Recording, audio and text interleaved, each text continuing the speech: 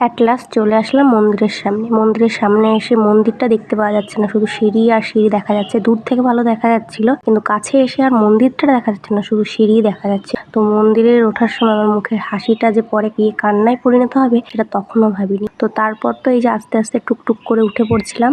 একটু উঠেই আমার কষ্ট হয়ে গেছে আর আমি বসে পড়েছিলাম। তো তারপরে এই পর্যন্ত আমার মুখে একটু হাসি ছিল আর আমার বর বলছিল, আর ঘুরতে আসবে? তখন আমি বলছিলাম, এই জন্যই তুমি আমাকে এখানেই ঘুরতে নিয়ে এসছো, আমি বুঝতে পেরে। আর গাইস, রোদের কি তাপ! রোদের তাপে সিঁড়িগুলো তো সেই গরম হয়ে গেছিল, খালি পায়ে তো পা দেওয়াই যাচ্ছিল না।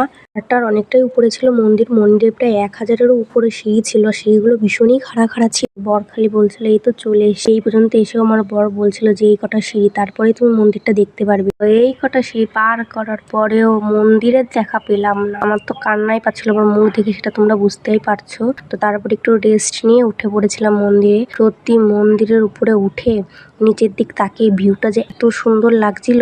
আর দেখে কি একটা কুকুর তার দুটো বাচ্চাকে নিয়ে মন্দিরের সামনে শুয়ে। তো ওরা যে কি করে উঠেছে কে জানে, দুটো বাচ্চা নিয়ে। তো বেশ ভালো দেখতে বাচ্চাটার ভিতরে ঢুকে যে এত শান্তি লাগছিল, অনেক ঠান্ডা ছিল জন্য ভালোও লাগছিল। তো মন্দিরের ভিতরে আমরা বেশ অনেকক্ষণ ছিলাম বসে। তারপর একটু ভগবানগুলো একটু ঘুরে ঘুরে দেখছিলাম। আর পাথর দিয়ে বানানো থাকে তো সেরকম একটা বোঝা যায় না এগুলো কি ভগবান।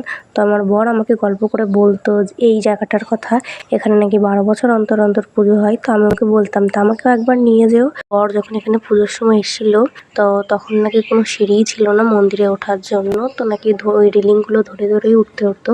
আমরা বেশ অনেকক্ষণ ওখানে ঘুরেছি, তারপরে বসে একটু ফটো তুললাম। তো তারপর আমরা আবার এই যে, আর আমাদের উঠতে তো ভীষণই কষ্ট হচ্ছিল। আর এই ছোট ছোট বাচ্চাগুলো যে কত সুন্দর দৌড়ে দৌড়ে উঠছিল, ওদের মনে হয় কষ্ট হয় না। দৌড়ে দৌড়ে ওঠা দেখে আমার বরের মাথায় আবার ভূত চাপলো, ও নাকি এবার একটু স্লিপ খেয়ে নিচে নামবে। তারপর আমরা নিচে নেমে একটু দুজনে খাওয়া দাওয়া করে নিলাম।